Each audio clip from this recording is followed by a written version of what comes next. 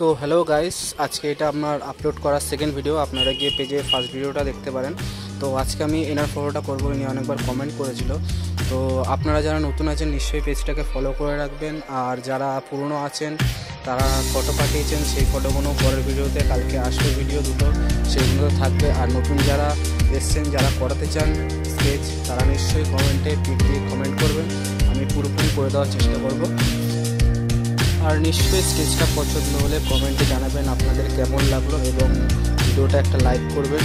আর যার স্কেচটা বানিয়েছি সে নিশ্চয়ই জানাবেন কমেন্টে যে আপনার কেমন লাগলো।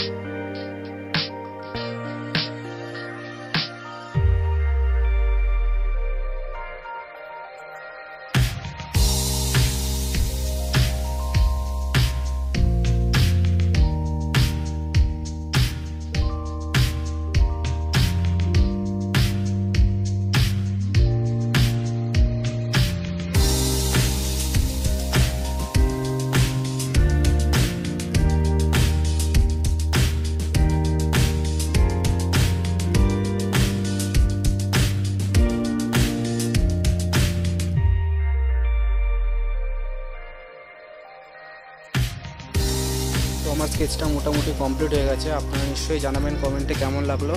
যারা করাতে চান নিশ্চয়ই কমেন্টে আপনাদের পিক পাঠাবেন। তো নেক্সট ভিডিও দেখা হচ্ছে গাইস, বাই বাই।